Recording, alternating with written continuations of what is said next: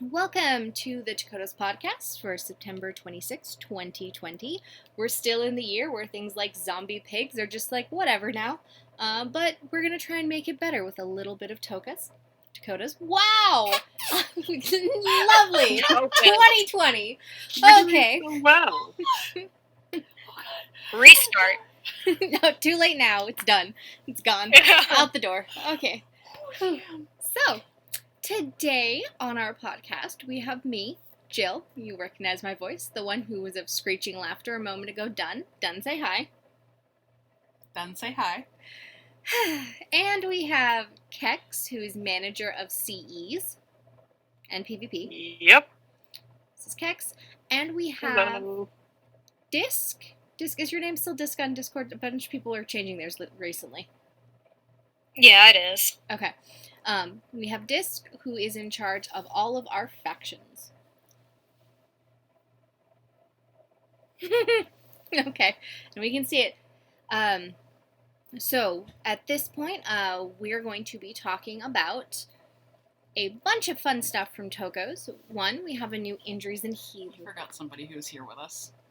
Oh, well, yes, but okay, I'm getting crap for this already. Copper is also technically here on the podcast. However, Copper cannot speak, so Copper will be using Dun as a microphone for this entire time. They'll be watching and answering questions, and if they need something to say, they'll be letting Dun know, and Dun will be saying it for us. So mostly it's just Copper here today. Whoa. Wow. Yeah, I know. Shots fired. Jeez. And now back on track. So, today we will be talking about the new injury and healing system and how that works for CEs, no, there's not injury, PvP, and REs. That's why we have Copper and Kex along for the day. Additionally, we will be talking about the Faction Brawl, the first one that's happened in years, and how it's extremely different than every other Faction Brawl you've ever been in, and if you were actually in one, because most people go, I wasn't here for the last Faction Brawl. Including most of the admin team. Oh. That was one of the first things I ever did. And meanwhile, the faction manager never even participated in the previous ones. Yay! That's alright. I think, Bark was the other one who ever had? Bark Besides and Kex? Azula? Yeah, that's how many of us remember Faction Brawls and how they worked, and it's part of the reason there's not been one since then. But with our grand new big faction redesign this year that's going over pretty well, I still think, we're doing a Faction Brawl, so we'll be talking about that, and we will be talking about, Dun, pronounce it correctly, Narnvak, which will be the first region coming out in World Tour, which will be dropping later today, or very, very possibly exceptionally early tomorrow morning, as in like 2 a.m. our time, because we're not going to go to bed till it's done, sort of Damn thing. right. Yes. And we're going to be talking about all the things that are coming out with that to give people an idea of how it's supposed to go. So if you start seeing people going, how's this supposed to work? You can point them towards our podcast. We are trying very hard to get ourselves on a nice little schedule so that we can have constant communication with everybody, answer questions, and talk about all the new things that are coming out and how it's supposed to work. As part of that, we have officially started using our YouTube to upload podcasts. The one from 2 weeks ago is uploading as we speak. We're just waiting for it to finish so that we can stick it out there. So if you go to our Tokotas YouTube, which I will, now that I'm realizing we need to do that because we're learning how to do all these things, I will make sure the link now pops on our videos and that it's linked somewhere for everyone to see. But We could put it on the sidebar in Tokota. we can also put it on the sidebar in Tokota. So, yay! This is us trying to be more communicative with our player base. We were doing pretty good, but 2020's been rough. 2020 has been really, really rough. Okay, let's see. What's the first thing we want to talk about? Feel like it's going to be injuries and healing. Yes. As everybody should be aware at this point in time, and if you're not, going, what do you mean there's new injuries and healing? Hey guys, the injury system and the healing system's gotten a little bit of a revamp to them. We have taken injuries and added new types. Originally, there was 3 injuries, mild, moderate, and severe. And I don't know if you guys read what they did, but they were nasty, like really nasty to get injured. Mild, not so bad. Moderate, severe, horrible. Yeah, if you've got like a severe Toko, it can't really do anything in the group. Moderate was pretty nasty. Mild was like, but Increased fail rate all over the damn place, though. exactly. And with PvP coming out and that system's starting to try and churn along a little bit more, the injuries, we were having questions of, okay, well, what do we do if they have this injury and this injury? Can they keep participating? Can they do this? So as part of that, we were looking through them and we decided it was time for injuries and healing to get a bit of a revamp. And with the help of the people who are affected by injuries, we sat down and we crafted it out. There's no longer one injury. There's 5 types of injuries, and each injury affects a different part of the game. So we have concussed, bruised, sore, strained, and scraped. Each of them doing something different. So each of them do something different. We'll start with, like, sore. Furion has corrected you. That's sprained. Sprained. Thank you, Furion. I was sitting there going, I feel like sprained is one of them, but I just said strained, so it can't be sprained. That's okay. This is what Furion is here for, to catch us. Oh yeah, no, it's literally her job, I think, to make sure that I don't say things wrong for everybody, but who knows. So we're going to talk real quick about the different types and what they do, and then we'll explain why we've done this. So first off, we're going to talk about sore. This is one that most people are going to be a little sore about. Ha, ha. Oh, that's my level joke. Stop that. And that affects breeding. If your Toko has a sore injury, you now have an empty litter chance. Previously, once you were injured to a certain level, you just couldn't breed. Now, you can, but you have an empty litter chance. There is one nice little caveat here. If the slot has been written out to the Toko prior to them being injured, or if you posted your breeding prior to them being injured, because we can check the dates very nicely, at that point, you don't have to worry about it. There's no empty litter chance. Sore will not be applied to your breeding. That's just me. Okay, making sure. Sore will not be applied to your breeding. If anything comes after that date, though, you will be taking that unless the injury has been handled. So, that's how sore is going to work.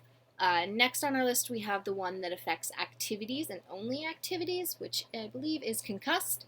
So for activities, you have concussed now. Concussed gives a fail rate. This is a fairly major change to the system. Everyone's used to having their auto successes and there being no way to lose them. With concussed, at this point in time, if you have a concussed Toko, that fail rate applies to everything except auto successes you cannot lose or remove for any reason, which would just be HU. So dominant Tokos for explorers and alphas for caving, diving. You'll still have your auto success there, but if you have a Twiggy, your injury will affect that and you will not have your auto success. Inbreeding penalties or defects and injuries will now always affect that. Our reasoning for this is, over the years, we've kind of trivialized a lot of the dangers of the injury and inbreeding and defects and all of that. We trivialized them. And when Gasking came around, we threw out all those new defects so that they kind of spread across things a little bit better. There were some that were really bad and some that were not really all that bad, so now they're a little more even. What was it? Def only affected herding competitions, and that was it. Yeah, and it was like, do we even have a herding competition up? No, we don't, so this defect doesn't hurt. So we're just putting a little more teeth back into them, but in doing that, we wanted to make sure we spread it out. So you're not getting a mild injury, which comes with a 10% fail rate in activities and a 10% empty litter chance. It's one or the other. They're two completely different injuries. But you can have both injuries. You can have all 5 if you're really trying. Exactly. So you can have all 5 injuries if you start stacking them up. And when you go to heal them, you'll heal them one at a time. So it will be a different healing image. There may or may not be some things on the horizon to give you chances at healing multiple injuries in a go, though. So, you know. What? You're so subtle. What? I'm not that subtle at all. I want to make a unique trait that does this, man. I think you'd be better suited on that companion I talked about. Well, it might be on a companion that may be coming out with some hot springs. So there's... Yes, there's these ones. And then, of course, there is rights, continuous events, and PvP, which are the others. And these are all just a straight up, I believe, -10 to your score on these. -10, increasing up. And yes, it's 10, 20, 30. All of them working the same. So even if you are out there and you are trying to cash in all of your PvP, unless you actually get bruised... Ooh, what's going on? Keck's got some feedback going. Oh, sorry. Unless you actually get bruised, which affects PvP, you can keep doing your PvP with no negatives regardless of what other injuries you have. If you max out your injuries in the game, where you have all 3 levels of all 5 injuries, your Toko can't do anything. There is a spot where you're done. You need to go heal something, and then you're good to go. There has been some concern in the group that the PvP, the change to injuries, which led to the change to how the injury prevention items work, will stymie activity in areas like REs, which is why we have Copper here today, and PvP, which is why we have Kex. And we want to talk about that, the concern, and how we're going to be watching it to see how it actually affects the areas. Copper, do you want me to explain how injuries are rolled in REs and how these items will affect them for you, or do you want to write it out and I'll have Dunn read it? She's typing real quick, everybody. Okay, so she will correct me if I'm wrong about anything. Meaning, I will correct you. Oh, look, it's just like normal. Totally normal day.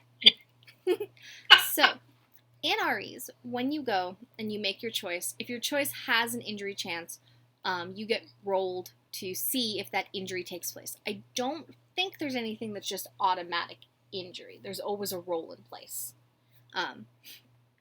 So you go to get rolled. If you have Hardy or you have the Porcupine, then what happens with that is whatever injury you do sustain is lowered a level. If you sustained severe injuries, it would become moderate. Moderate would go down to mild. Mild would go down to none. That's how that works. It just reduces them by a level. If you have leg protectors or the bonding trait Tenacious, then what happens is the severe category is removed from your odds altogether. You can't roll it. So these 2 items will stack together, meaning if you have leg protectors or Tenacious, severe is removed prior to the roll. The roll happens for severity. Whatever is rolled for the severity, if you have Hardy or Porcupine Companion or Totem, then it lowers the level 1, and then the type of injury is rolled after that. So the type will be random after the severity has been set. That's how injuries are going to work. IPAC's Blessing, or no, see, IPAC's Blessing is the one that stops you from getting.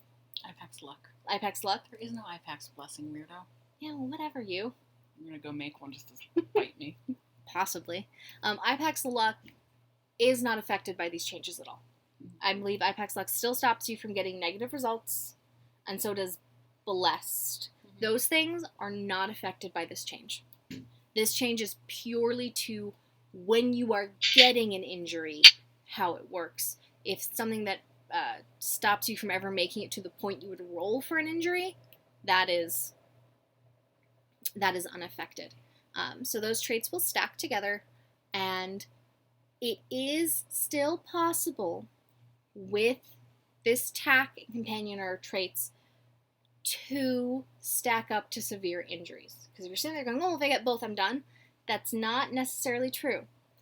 If you roll the same injury a second time, as in you've been injured and you have one mild concussed, and then you get injured a second time on a separate occasion, and you roll the same, you roll mild concussed again, then your injury will stack up to a moderate concussed. The tack will have done what it can to lower your chances, but you can stack the levels up the same way that you can end up with multiple different injuries, all of which will be listed with different dates on your Tokota's import. So you'll be able to see when you got them and where. That's how injuries work.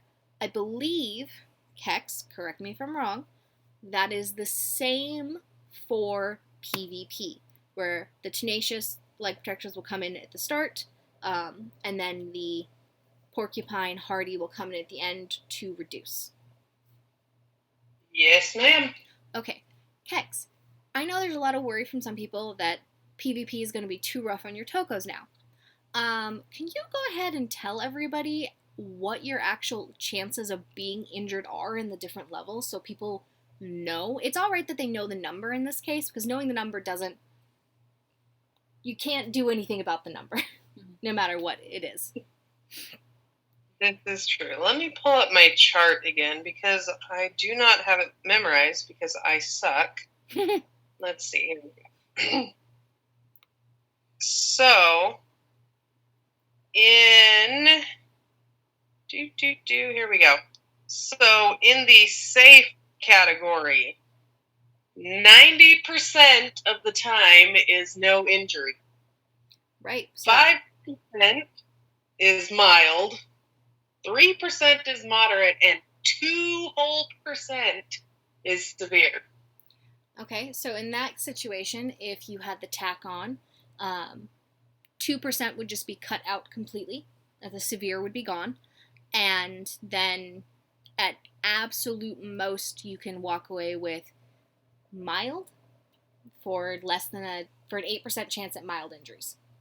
Actually, less than that. You'd be just take the moderate chance, and that is mild now, if you have both tenacious and hardy rolling. Exactly, and that was what, 3%? Yep. So if you are doing safe PvP and you don't want to get injured, then if you go get the bonding trait, which doesn't count against your trait total, everybody, or the tack, because there's no limit on tack, and then you go get yourself hardy, or a porcupine totem, which you get through getting injured. If you go and get those, if you're doing safe PvP, you have a 3% chance of being injured. And it's a mild injury, and that 3% is split 5 ways between which you'll get. Exactly. So once you get there, it's still 1 in 5 you're going to get a specific injury. So that's safe. If you want a PvP, which I highly encourage you go and do, especially with this super cool thing that I know is coming down the lane that I get to talk about, I get to let Kex talk about shortly, it's a 3% chance. You have a higher chance at failing a caving without tack than you do at getting injured during this. It's not as bad as it sounds. Kex, can you give them a quick for the middle and the risky as well? So, risky, we are at 70% safe, 15% mild, 10% moderate, 5% severe. Okay, so in that case, it's about 10% chance that you're going to end up with a mild injury. That's still nothing. And then for dangerous? Dangerous, you're at 50% no injury. And then I had to adjust this because I had 110% like an idiot. We've all done that. Oh, yeah. So it's 25 for mild. Mm-hmm. And then I put moderate was 15 and severe was 10. Mm-hmm. Okay. So, even then, that's what, a 15% chance at actually walking away with an injury if you fully tack out in the most dangerous PvP we've got. Mm-hmm. So I know there was worry.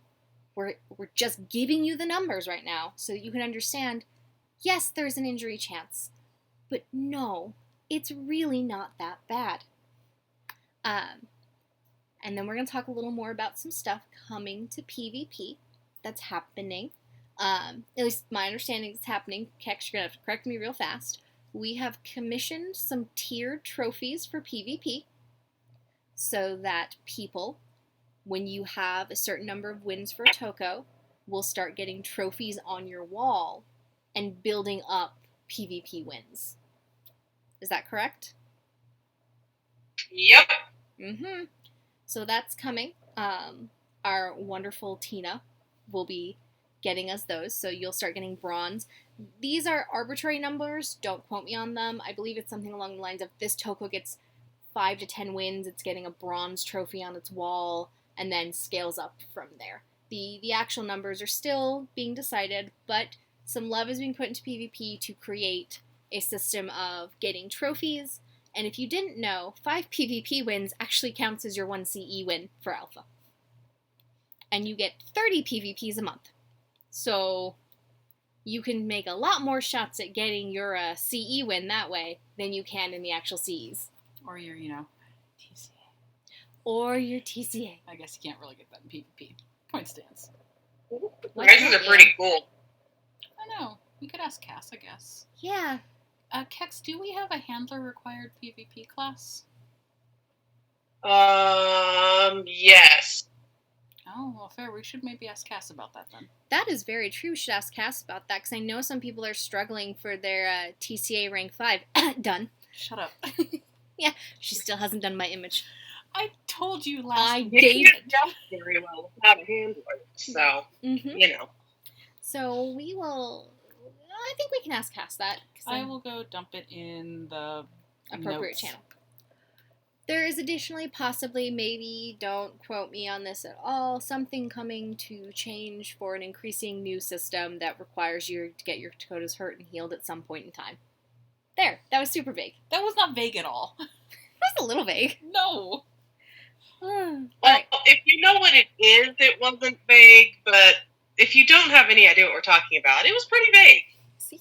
It's very vague. Kex, is there anything else you want to say about PvP right now? Well, you've got the mic for it. Give us some work. We're bored. All right. PvP is waiting for you. Woo! Let's see. So that brings us to quick talk about healing. There are new healing items. Mm-hmm. They're there. Medics will now increase your healing chance. They're not just replace a handler. They bump up your healing chance. And a couple taming traits, which were originally okay. That's just us. A couple taming traits, which were originally very expensive, have been moved out of the free category and put up into uncommon and given a significant boost to healing. We've taken them from taming. Taming just had more than they could need, and said, here you go, rather than making new items, why don't we repurpose these, because I'm not getting through enough of them a year to make them worth crafting for people. Mm-hmm. So there's a craftable uncommon item to help with your healing, and there's a craftable free item to help with your healing. All of them have got nice recipes and good art that have been put up. They're looking great.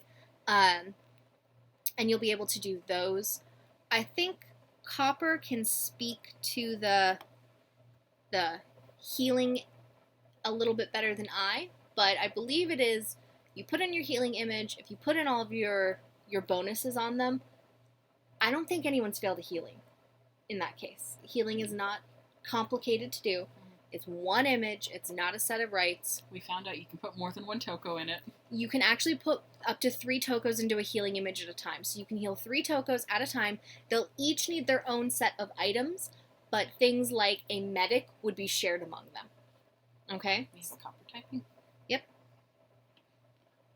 Oh, Copper will correct any crazy thing that I'm saying. Yes. Amazing things that happen when you read what you can't stack. Yeah, I went and read that healing journal and went, wait, you can put 3 in this at a go?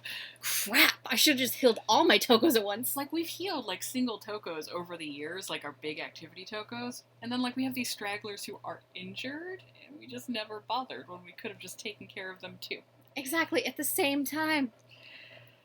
So, healing is not difficult. There's lots of new items. The free items are actually very cheap as far as crafting goes to get them made. And before anyone oh my god, but I can't craft, there's 1,000 level 10 crafters in this game. So many of us. I'm one of them. And if somebody hits me up and goes, hey, I don't have a crafting gear and I need this crafted for healing, I'm just going to craft it. Mm-hmm. Send me the mats and I'll do it. I don't even charge. And I actually don't know anyone who does charge for crafting unless it's a limited craft like one of their legendaries a month. Mm-hmm. And on that topic, bandages still exist. Yes, bandages still exist, and bandages can be stacked with other healing items. Yep. You'll see on every item it tells you what it can and can't be stacked with, and the bandages can still be stacked with all of the healing items and the medic. Yep. So there's lots of more things for you to do for healing, and there are more and more medics getting out into the system, and I think other than the group-owned starter, which is purposefully very complicated, most of the medics are actually pretty simple. I know me and yours are. Oh, yeah. Yeah, Bart and Wessel's are pretty simple. And if you're sitting there going, but I need to heal and I don't have time to get a medic, this is me just saying you're welcome to use it. Let me know you did. I'd love the HP, but otherwise go ahead and use my medic. Most people with things like that usually are fine. And if you're worried, just ask. Exactly. Just ask. So, I think that's everything we had for injuries and healing. Should I take 5 minutes to ask about injury and healing questions specifically while we're talking about it? Yeah, let's do that. Alright, so this is the moment. If you've got injury, healing, or PvP questions, now is your time. Type them out, and we'll answer them before we move on to our next topic. Can go in Discord, can go in Twitch, or it can go in the forum. I'm checking all three. Yep, that's what we have done for her. She keeps track of all of the communication for us. Which is unfortunate. Yeah, that's better you than me. I have a very important question. Ugh. Is Jill a nerd? We all know Jill's a nerd. Jill's one of the nerdiest people you will ever meet. I go to interviews and say this to them. I had an interview at the newest job I've got where I was sitting there, and one of them was like, well, what do you like to do? And I was like, I am super into comic books and video games, and I really like this, and I really like this, and also I like GM professionally when I can get away with it. And the dude was just like, oh, I was like, I am the nerdiest person you are ever going to have a conversation with. Disc has got me. Disc watches all the chats too. I love you, Disc. We see any questions come roll through? There's somebody typing in podcast. Okay. Do you need permission to enter someone else's tokos into PvP? I would imagine yes, but I'd like official clarification. I do believe it's actually built into the journal and the form that if you do something with someone else's toko, they have to comment permission for you. Kek, you can correct me if I'm And wrong. it has to be explicitly, I give permission for, not just posting a form. That doesn't count. They have to specifically say you have permission to use their toko. So yes, we have that failsafe in there. You can't just grab someone's random. So if me and Dunn go to do it, which is very likely that we do these things, I can post the form, Dunn responds with, I give permission to use my toko in PvP. And then good to go. You can't go to your site account and comment, but that shouldn't be a problem as long as you have it linked correctly. Yeah. So yes, there we go. We do have that. Anything else? Otherwise, I'm going to move on. If we see someone's typing, we'll wait for you, but otherwise, I'm going to move us. That one's not related to, I'll try and come back to that later. Oh, That one's not related to injury healing? Okay, no worries. Okay, we're going to move on to our second topic, which I am so excited about. You should maybe flip the image, nerd. Oh, yeah, I should flip the image. Okay. First Come on, image. for, you know. Faction brawls. Yay! Yay. Okay, so we're going to have a faction brawl. I believe, Disc, you were actually on with us back in February when we talked about the faction revamp and everything that we had done with that. Yeah? Yeah. Yeah. So you were on with us then, and a couple months back, Disc, I don't know if I should say you had the misfortune or the wisdom to say the words, I want a faction brawl and I need some help to get it done. Misfortune is It was on a podcast, and I did say I need help, yeah. Yep. And we were just like, oh, really? And then Disc said, yes, you can help. And we were like, oh my gosh. So we have a faction brawl that's coming up. It's the first one that we've had in years.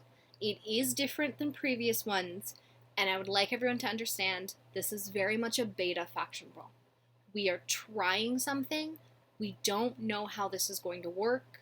We've done similar things like this before, so we feel like 75% confident this is going to go well and the scoring will make sense and everything will be fine. It's based on other systems we have in place in the game. Exactly. Disc, do you want to go ahead and explain the prompts to everybody and the bi-weekly prompts? Awesome. All right, so per region, 2 prompts. Each prompt lasts 2 weeks. They should be related to the region and how the world tour is going. Mm-hmm. You can only enter 1 Toko of your own, and you can only enter the Brawl once per prompt. Mm-hmm. Each prompt, you gain relics. Yep. And we also have a faction ranking system in place for the Brawl, which I need to pull up the journal for because I... Yes, I gotcha. And I think our first prompt right now is surfing. Hell That's yes. right. Take your Tokos surfing. And a little on the scoring for the prompts. So our understanding is the previous faction brawls were very similar to what is CEs today. They were the precursor to CEs, CEs. more or less. It does seem to be that way. So the new brawl, the prompt goes up. You enter 1 of your Tokos per prompt. And the reasoning behind this is everyone's going to get into a round. A round has 6 Tokos in it. So there will be multiple people who win first place per prompt. It is not 1 person for everybody who enters.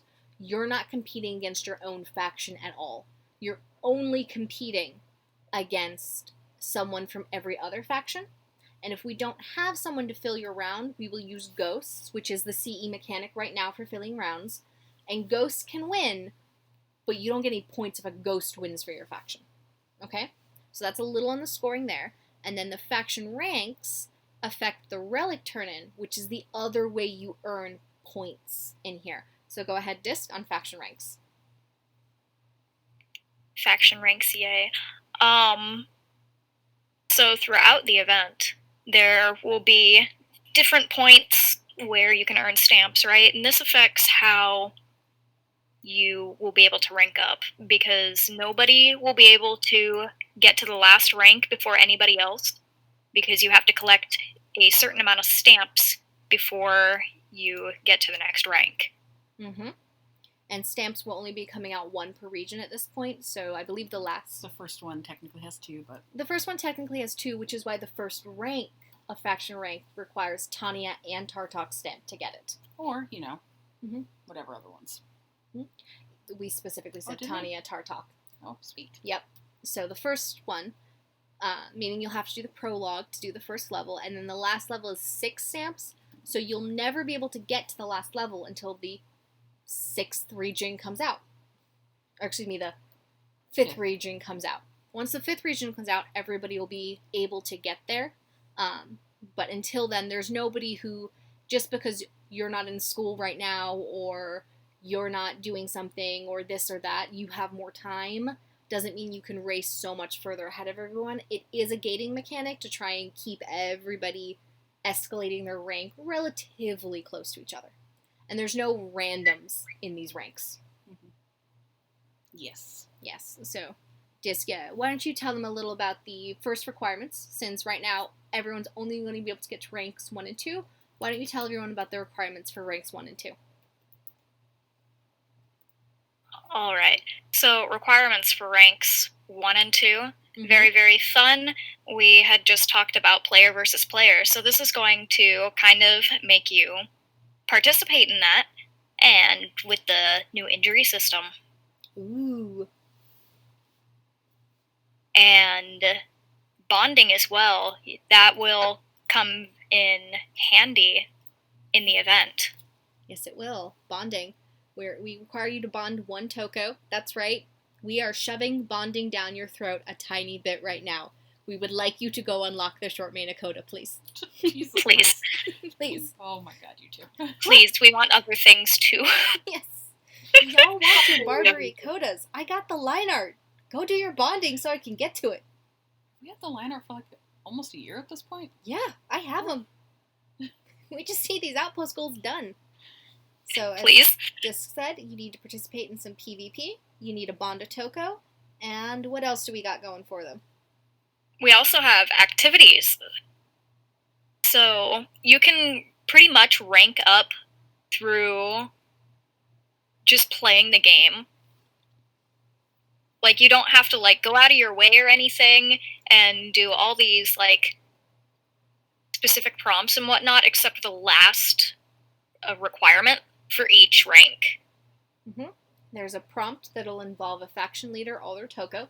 We just require you to draw your Toko, handler's optional, and then you can draw the NPC or the Toko.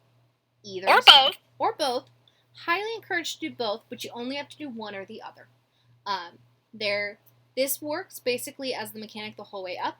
It's usually earn some stamps, PvP, do some set of rites or something that requires you to do 3 images. So in the first rank, it's a bonding. So bonding is 3 images. And in the second one, it's a fishing, hunting, or exploring with the same Toko. And then, what is it? Is it rank 5 that I need to remember to tell them about? Rank 5 with the... Okay, rank 5 technically is a little bit more intense, but it's the final rank. Yes. Rank 5 is totally not a way to force Raquel and Metzli together. Ugh, our ship. Okay, if you haven't figured it out now, when we were making these characters, the admin team decided that Raquel and Metzli are in a relationship, super low-key. They've been together for a long time. They're just not very open and out about it at all. And so for rank 5, they are off searching for the new deities of the world. So this rank requires you to have 6 stamps, 3 PvP competitions, 3 cavings or divings with the same Toko, and we're going to be nice about that. So if you have 2 cavings and 1 diving, good enough for us. And then you need to draw your Toko with 2 NPCs. So you need Raquel or Rosie and Metzli or Cedar in there. So you can still just draw Tokos if you just want to draw Tokos, no problem, but you need to have 2 for the last rank. And these ranks affect the turn-in value of your relics. So when you go on adventures in the World Tour, you will get relics. That's what you're looking at here on the screen. This is the lovely Narnvak relic, this carved seashell. You will gain these. They only have value to the faction brawl. When the event is done, any leftovers that you have will just be sold back for TT. That's all they're going to be for, okay? But this is what they're for, so you have these, and then you can turn them in for Brawl points. Brawl points are the currency of the event. If you are unranked, which we are all unranked right now, nobody has a rank, then every relic you have is worth 1 Brawl point. At rank 1, they're worth 2, and then up and up until rank 5, where they're worth 6. So every relic that you turn in, the higher rank you are, the more they are worth to the Brawl. And you'll get them through the adventure, and when you do all of the prompts, you will get a certain number of relics back, depending on how well you scored. Okay? And first, second, and third place will just give your faction Brawl points to the round. When the round is done, they will be weighted in a fashion very similar to how we do the faction point weighting for a quarter, but it'll just be among those who participated. So if there's only 6 PLs participating, their entire number in the faction isn't going to count against them. However, only the people who participated will be in the raffles at the end. At the end of every regional round, there will be a raffle that's just for the faction that won, and only among the people who participate. And it will have things like genos and starter slots, and maybe an upload and items that came out in that region. So for Narnvak, we all know that there's a new rough main coming out. We've talked about it enough times. How did you pop up on the screen? Whoop. We have talked about this enough times. Oh, it's going to pop in a second. You're going to see it's a disaster. Yeah, it did. Yeah. So, there will be genos that have this, that are being raffled, and they'll only be raffled against the people who participated in it. So there is some incentivizing to win a round. The grand champions at the end, which when you win a round, you earn a certain amount of points towards the grand championship for your faction, but probably going to need to win multiple rounds to grand champion it. At the end, the grand champions will be in a super special raffle among anybody in that faction who participated throughout the Brawl to get some crazy big prizes that we have in store.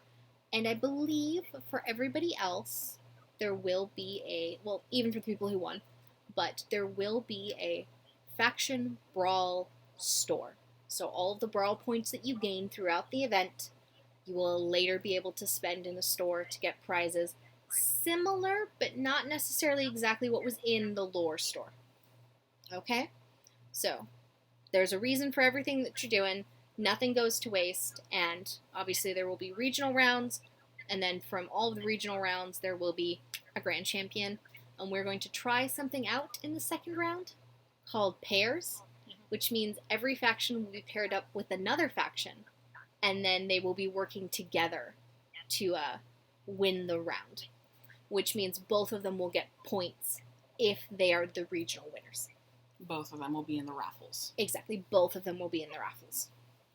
So, Disc, am I forgetting anything they need to know about faction brawls?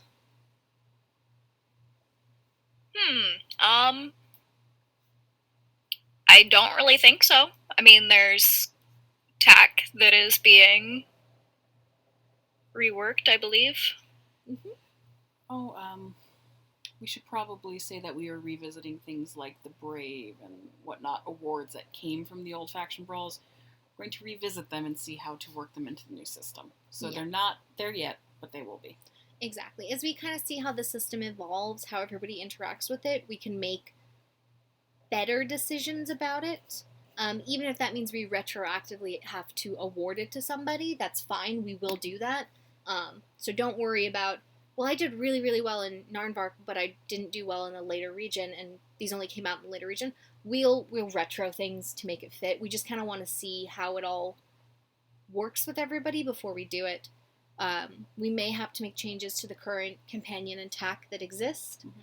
If you've been on our journal, you can see we have a recolor for every faction now. So every faction has a spirit of competition.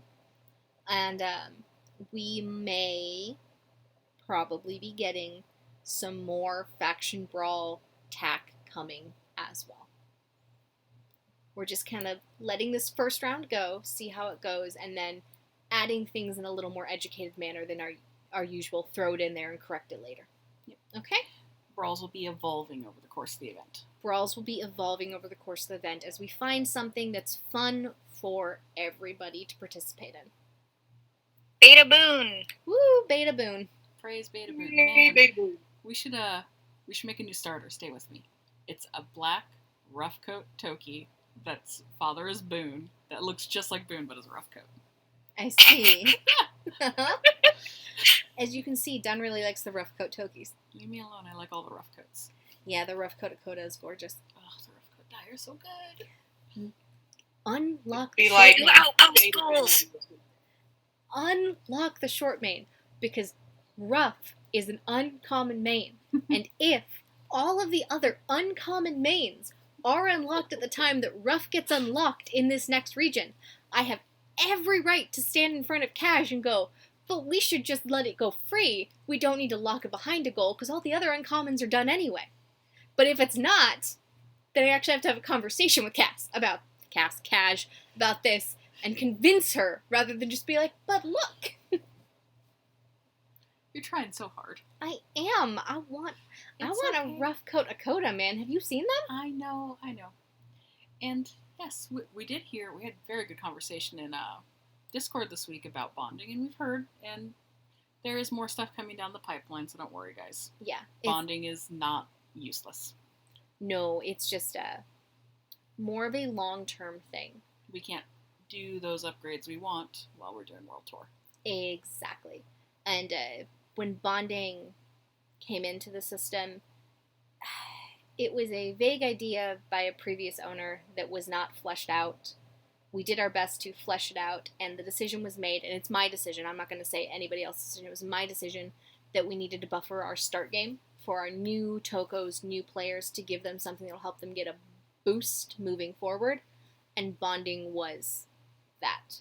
That doesn't mean we forgot our older players. It's just we're doing our new players first, and then building on top of it. Well, kind of how to explain it. So bonding is a set of rights, but it's ungated. You don't have any requirements like you do with RODs or POTAs or anything, and it's also ungraded, unlike most other rights sets. So it's just straight up, you do the RE pass. Exactly. There's no score that comes along with it. So we have to be very Just follow the prompt and you're good.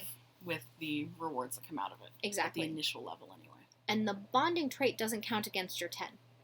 It counts as a non-hereditary trait, so it's an extra trait that you can get that doesn't count against your 10 at all.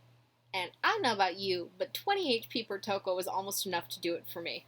Oh, once we're both TCA rank 5, we're spamming bonding for all our Tokos. I know. Because 2 images. 2 images for 20 HP. Hell yes. Ugh. Yeah. So. And then bonding, of course, will remain per Toko, because you are bonding with that Toko, not with your account. Yes. Okay, any questions on faction brawls that you want to bring up now before we move on to something that I'm super ridiculously excited about? Oh, you have been wanting to spoiler this shit for, like, weeks, months. Right? And Dunn didn't even get all the spoilers I asked for. She kept me conservative. You have more Good spoilers job, than Dunn. usual. Aw, KH, we miss you. We You're miss still you the too. best bank manager. No offense, Jill. No, it's legit. She was the best bank manager, and I'm the bank dictator. That's how that went. Yeah. Anything popping up you see? Check and see fanbase typing. Let's see. On bonding, if I were to sell a bonded Toko, will they keep their bonding or let disappear, and the new owner will have to bond? It's not really faction related, but let's handle it since we just talked bonding. Yeah. I'm pretty sure that just stays. It's gonna stay. That seems like a silly thing to wipe. Also, it's so much effort for us to have to go and wipe that and track it and force someone to redo it. And then did they use this trait already? Yes or no? And then when they come back, they have a different trait. So now I have some Toko out there that looks like they had the prominent trait in this breeding over here, but it says Baker on the wall now. Yeah. What's going on there? We don't want to do that. That's overly complicated, so it's just going to stay the way it is. Oh, look, we got hearts. So, okay, cool. So can I start off with my raffle? Fine. Ha! Yes! Very exasperated sigh. Okay, everybody. The World Tour region is dropping tonight or tomorrow morning, And by morning, we mean like 4 a.m. like 4 a.m., but it is going open. And you've seen that we've been posting journals and editing them and getting everything in shape for our first region. And I'm so excited because this idea came up last year and it's finally happening. Maybe longer than that. We were talking about it pre-lore Right? before we sat down and helped pause on that one. Exactly. And now it's finally happening. And the amount of money and blood and sweat and tears that has been spent on this event to get it to where it is right now, I just hope that you all don't absolutely hate it. So, part of this is so much new content. So much content that I've had to dodge knife attacks from Ms. Lua I don't know how many times over the last couple months. And one of them is that we are going to have a whole new set of prey for every region that comes out. That's right, there's 8 new preys coming to the game. New things to draw. Some of them are going to be dangerous games. Uh-oh. Uh-oh. Are we down or is it my internet offline? Copper can't hear us. What? Oh no. No. Alright, give me a second. Let me make my phone ring. No, I'm not. I'm just going to rejoin. Alright. Sorry about that. We had a technical difficulty where half the group couldn't hear me anymore. Apparently stream died too. I think it's our internet. You are plugged in, correct? R.I.P. Alright, so there's our disc back. There we go. Guys in Twitch chat, let us know if you can hear us again so Jill can start her spiel again. with her talking with her hands that you can't see. There's so much. The internet said no spoiler. What are they saying over there? Alright, Cage says sounds good. Okay. Well, sorry about that. I think we just had a small dip in internet. Can't control when that happens. Are we still recording though? Yes, we're still recording. It doesn't look like our recording has stopped. The counter is still going. Alright, cool. Okay, my apologies. Hopper's right. Spoilers too powerful. The spoilers were too powerful. They were. Okay, my apologies. So, for the new regions, we will be having new prey coming out. That is right, there will be 8 new types of prey in the game. Some of them will be dangerous game. Some of them will be big. Some of them will be small. All of them will get new dogs. But for today, we have a raffle. And the winner of this raffle will get a semi-custom in the game with the inspirational UT on it. Admins cannot participate because you may already know what this prey is. Gasp. Where should they go post their guess? WT raffles? Yeah, that would make sense because everyone who's on here should have access to WT raffles, correct? I would think so. Okay, so I'm going to go ahead and tell you that you'll be posting in WT raffles. I'm going to count... Or do you want me to make a new Twitch raffles? WT raffles is fine. Everyone can access it. Alright. I'm just stalling slightly so that everybody has time to open their phone or their computer and get to the WT raffle for typing so that everybody had plenty of time to get there. Then I'm going to show you what the prey is. You're going to put your guess. First person to get it right gets the semi-custom with the inspirational UT on it. Inspirational allows it to be used in a set of AOAs. Oh, Jill, your face. Oh my god. You are the UT master. What is this? Oh my gosh, I can't believe I just bleh that. You straight up blanked. I love did. you so much. I straight up blanked. My brain was somewhere else. Oh man.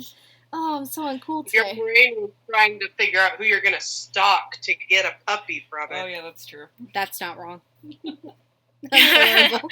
I'm absolutely horrible about it. I'm pretty sure it lets you, Hold on. Here we go. It's more or less IPAC Sprite, but you draw an extra Toko. yes. Oh, that's right. Sorry. My brain went, it doesn't let you remove an image. That's not correct. No, that's penguins. What are you talking about? So, You are a spoiler nightmare. the inspirational basically guarantees that every Tokota in the image gets excellent AOAs. But I believe it has to be Tokotas owned by the same owner as the inspirational. Functions a little bit like Peaceful Soul. Exactly. Functions like Peaceful Soul, but every Toko in there gets excellent AOAs. This cannot be used to gain the totems. Cool. Alright. I think we've wasted enough time. Everyone should be there now. I would think so. Alright. I'm watching Dunn's screen to see when it pops up so that people will start typing their guesses. Admins, you may not enter. Wow, the delay. How dare. We can do this. There it is. Alright, let's see what happens here. Everybody, quick, to your phones. Dun, dun, dun, dun. See if anybody guesses what it is. / I'm going to totally go through these later to get more. Oh, Ooh. there it is. Somi got it first. Tasmanian Devil. Yep. Damn, that was quick. That was very fast. I thought it would take him a little longer. Yep. All right. So you will be receiving a semi-custom with the inspirational UT. I will drop the perm to you after this. / send Jill a DM so she doesn't forget. Yeah, that one too. Sloth Bear. And then Huh. you can also use it to stalk you later. Alrighty. Yeah, well, you know, they know. Badger already exists. Yeah, Shadow Badger already exists. Badger. Alright, so Narnvak is coming out, and Narnvak is a new coastal region. And when we say coastal, we know that there are rocky beaches in our tundra, plains, mountainous lands that we live in right now. But we're thinking a little more Pacific Northwest and maybe a little tropical in some places. New sandy beaches for you and your Tokotas. And as our new region coming out, we have 2 contests that are coming online. They'll be opened later today. One of them is actually, while I'm doing this, you may all stare at this glory. So, one of them is a deity contest. Y'all remember we had the bad spirit, dark spirit contest that happened a little while back, and that's how we got Sivo and Milanik and Borga and all of them. Well, we're doing another one, and that one is not specifically for bad spirits, but we're looking for regional deities. And these should be minor deities. If you think of IPAC as Zeus, the god of this, and Poseidon's the god of, the seas, and Hades, the god of the underworld. But then, of course, there's, little ones like the god of the fork in the road. Or Nike, goddess of victory, stuff like that. Yes, Nike, goddess of victory. We're looking for things on Nike's level, not Zeus and Hades. We're not looking for another Borga. We are looking for some regionally themed, good, dark, neutral, doesn't matter, deities that will be there in our canon from then on. And these are little things. This is a design contest. Line art edits are highly encouraged. So is small amounts of decor, but obviously you've seen what our deities currently look like. They don't walk around with scythes in their mouth. These ones are going to be the same. We're not looking for handmade decor. We're looking for other things. You see Borga. You can do lots of edits. Look at Sivo. Exactly. Look at Sivo or Borga. He looks like he's wearing armor, but it's all made of ice on him. It's not made of steel. So things like that. You do need to use some of our line art in this. That is required. It needs to be original art. And yes, you can collaborate this. You will both get the stamp, and you will both get a participation prize. But you only get 1 stamp and 1 participation prize in the contest. But we highly encourage everybody who's a designer to come down and do it. The contest will be running until the 24th of October, at which point we'll close it, we'll do judging, and we'll put out there the ones that have officially been chosen. As with all of our contests, if you win, you are giving your rights to use that character, that art, to us, and we will make any updates as we need to. If you go and read the old Dark Spirits, we've done our best to get the spirit of them and the personalities that came out and who they are and all that, but they've evolved. They've evolved. The world changes, things switch. Just, keep that in mind. I am a big proponent when you're doing a contest like this, don't make your baby, because you're not keeping your baby. You're giving it over to a group of people who are going to do their best to make them a character in this world. Just throwing that out there so that you don't go and make that long mane dyer that you've been dying for, because if you win, you might not be happy with what happens to it. Okay? That's just my warning on things like this. But go get us some regional deities. It'll be loads of fun. If you're not a designer, we have another contest for you. We have a canon contest. And this contest, we will be doing landmark features, cities and towns, and NPCs. And this is for written entries. There's forms, and we have links to pre-done updates to our Tokopedia for cities and towns and landmarks. So cities and towns would be like the Nyla village. If you didn't know, because Dunn and I realized this earlier today, when we were reading through Nyla and making sure it was in the correct format, that's totally the village you went to if you went into the mountains and lore at that first part. I mean, we never name it, and it might not even be intended, but it's totally that village. It's completely that village. But if you go look at Nyla Village, you can see it's got a nice little form out there where it asks you what the climate's like, give us a small description, give us little lore and legends that go along with the place, and any landmark features that are important to what you're doing. And they're there. If you're doing a landmark feature, the Ridge of Elders is not a city. It's a landmark feature. So if you're doing something that's outside of towns and you want to write up about, the meadows or the this or the that, that would be a landmark feature. But all of these should be themed to the coastal area that we're in of Narnvak. All of our cities, towns, and landmark features, the winners will have art drawn for the group. We are looking for an artist. I have somebody in mind at this point, and we're going to be getting art of them to put up on the Tokopedia and standardizing those forms so that everything looks nice. And we will have these entries gone over by, we've got like 3 or 4 people on the team who have actual degrees in like English and grammar and editing. So they'll go through and they'll make sure we edit it, and we'll get everything into a nice, easy, readable format, very much kept to the spirit of what you are doing, just tweaks to make sure we bring it completely into canon and completely into, good formatting. NPCs, I would love to promise that every NPC is going to get art. I would absolutely adore to do that. I'll try my best. It's so much harder to find people to draw people. People are hard. Yeah, I mean, I guess we could tap into the Pathfinder art community, but every NPC would be very expensive to get done. Yeah, and we can't work our luck too hard because we've got her busy with so many things. So many things. So, these 2 contests... I'm so sorry. Jill is not included in the team of admins checking over grammar. Oh, definitely not. No. Mm-mm. I misspelled canon on the contest twice. So good. I only wrote it You're twice. fine. So, yeah. That's okay. You say Tokota. Tokotne. The Cotenay. Tokota. Cotenay. At least you're bowing to my pronunciation for Narnvak. Only because you and Cray just kept going on last time about where's she finding that R? Screw you guys. If you want me to say it differently, then you should have been the ones to decide the pronunciation and not me. We do have a question about canon locations if you want me to bring it up now. Yeah, yes, go for it. If we aren't a designer or a writer, can I draw a canon location submission and then describe it with the form? Like, you can draw it, but we may not use the art. Like, some of the existing stuff has art. Like, Ridge of Elders has a very pretty piece of art, but at some point that's going to get replaced with the more standardized art that's in the same style and dimensions. Is that the word?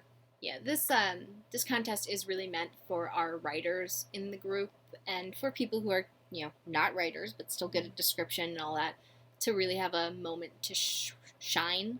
You can do art and then describe the art with the form, but a lot of this is going to be judged on the form and not the art. Because we are trying to... Standard isn't the right word because we will not have the same artist doing everything because there's too much to get done.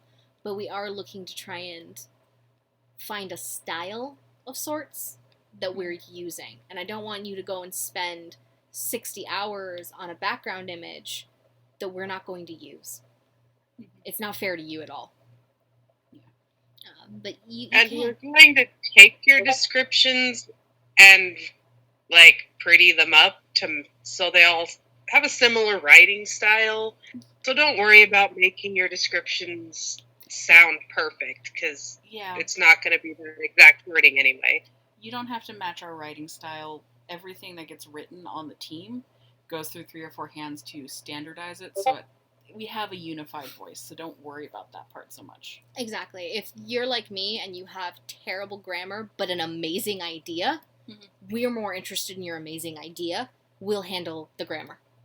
Okay? Yeah. And That's my job. Oh yeah, that's basically Kex's job. Her and Kaj and Frey and Paz, they... Lou at this point's been so good for helping with the writing because there's so much right now. Exactly, and then Furion will always find the things that don't make sense in other languages. She'll be like, that's not a word. And we'll be like, that's a word. And she'll be like, it's not a word. And we'll have those debates. Oh,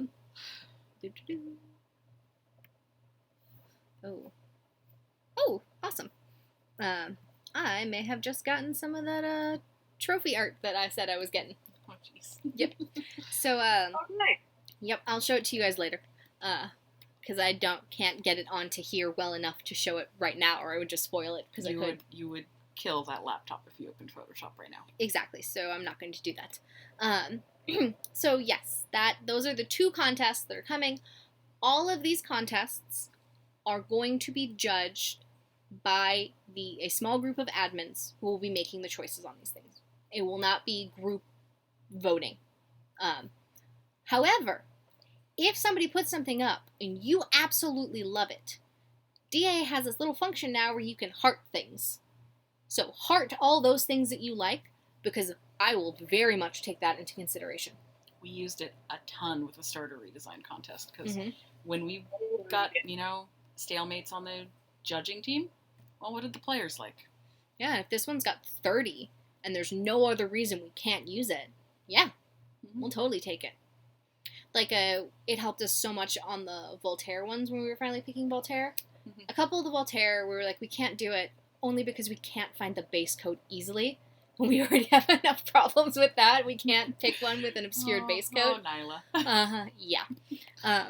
So, things like Cry?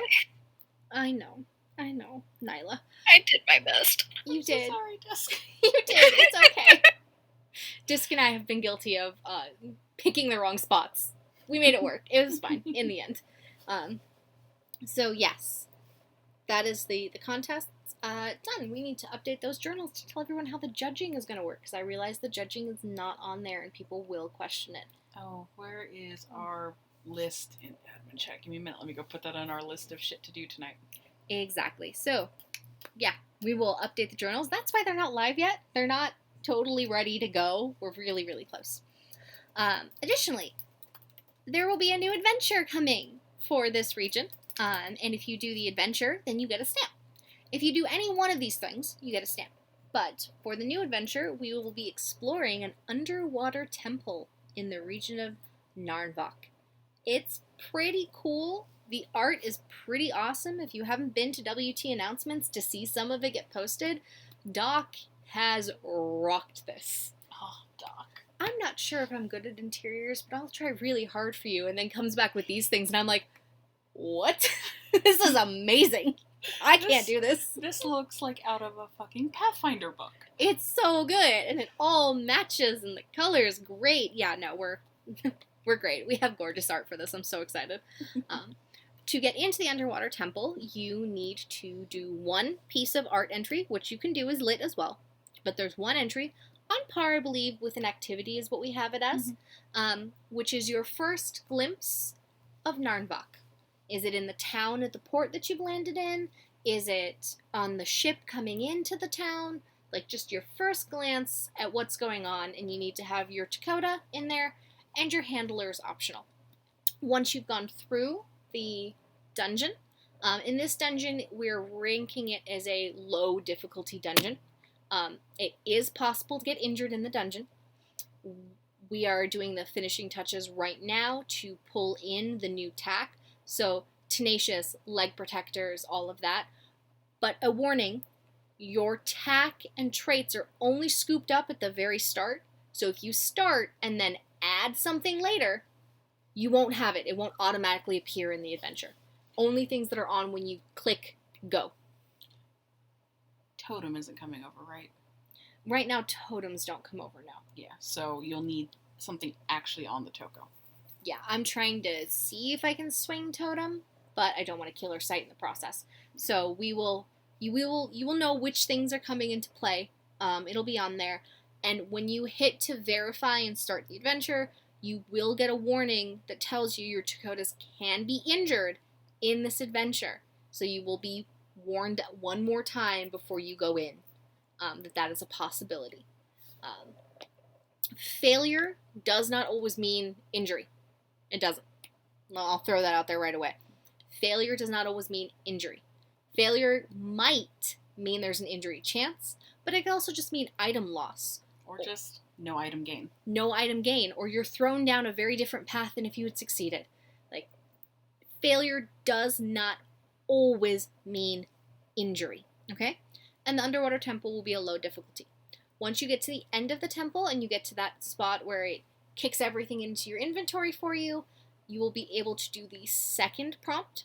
The second prompt is basically show us or tell us about your favorite thing that happened in the dungeon. Did you absolutely love when you swum into the dark water? Or did you absolutely love when you found the statue? Who knows? So vague. But give us your favorite scene or your favorite story. And if you're writing it and you just want to write your entire adventure through, that's also fine.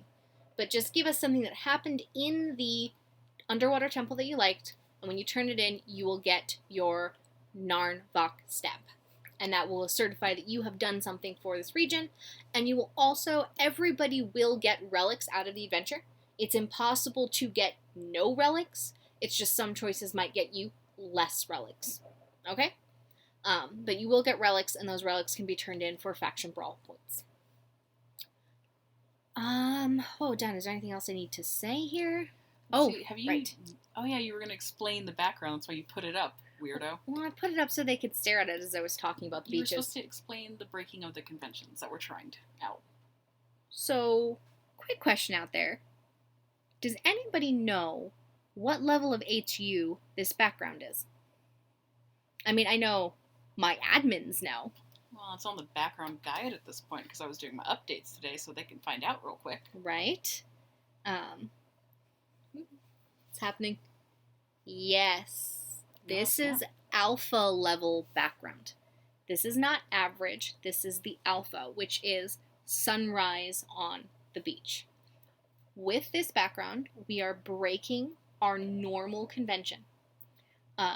The sub is a very foggy beach. Average is a nice clear beach.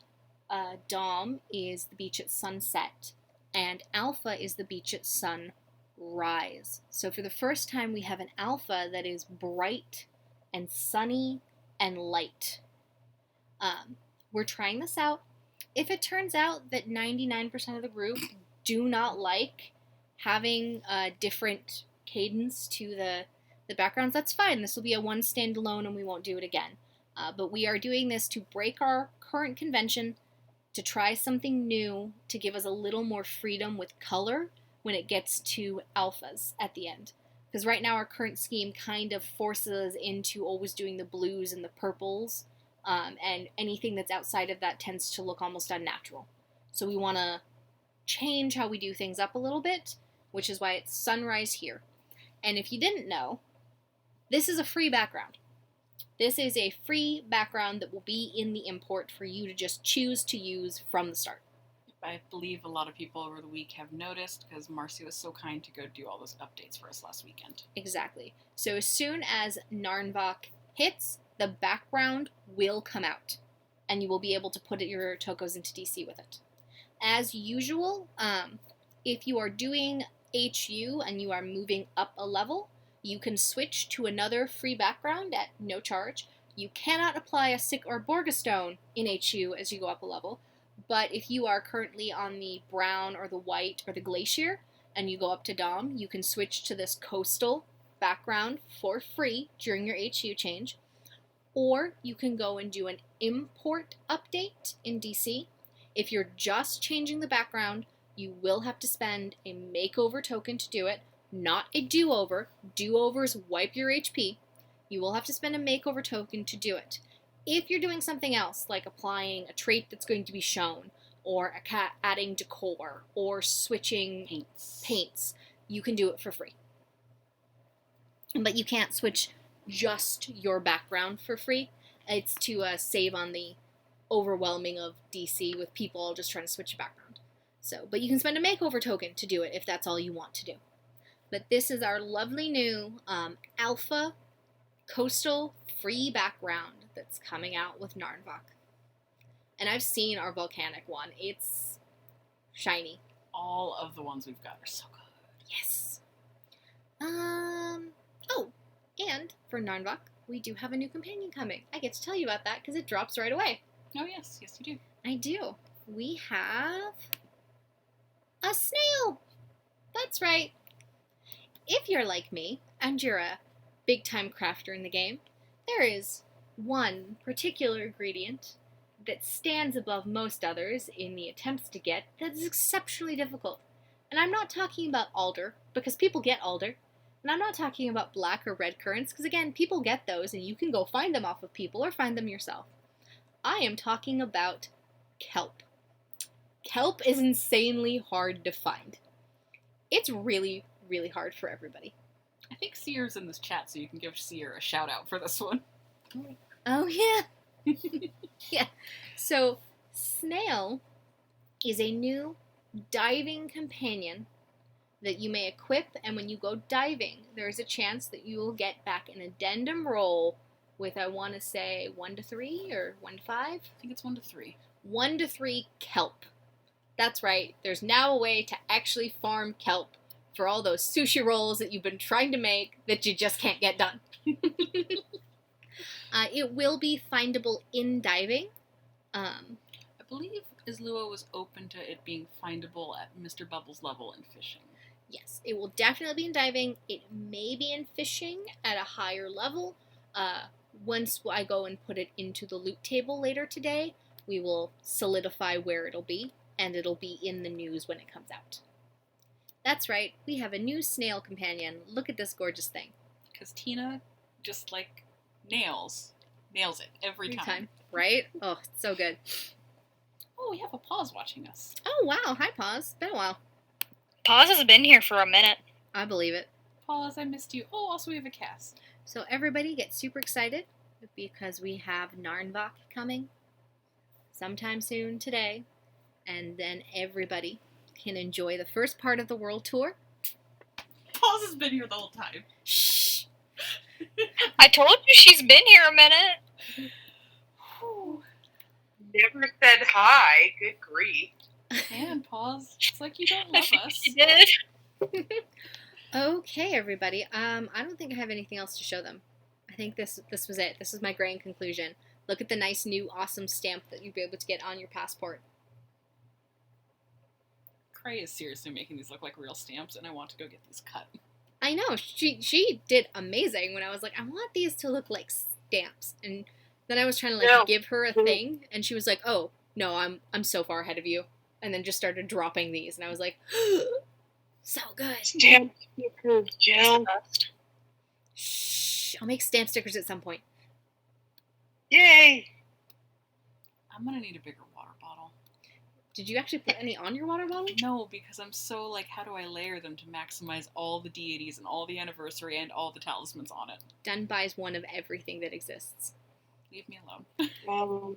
I need to get more anniversary stickers. Mine never left your house at Mount IPAC. Whoops. Well, you'll be coming to visit, and we'll handle it then.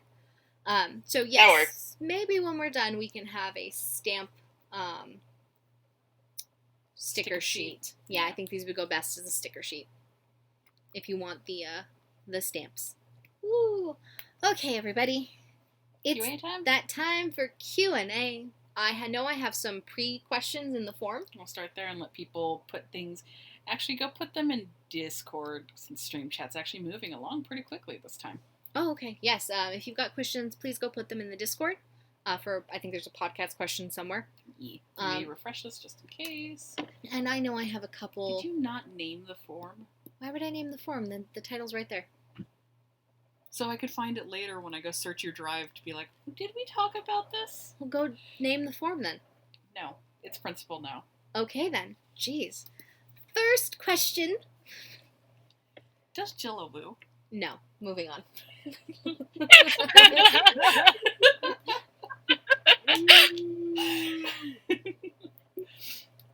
From Shinobu, will Tokotas be given a breeding supplemental item similar to close care and fertility subs?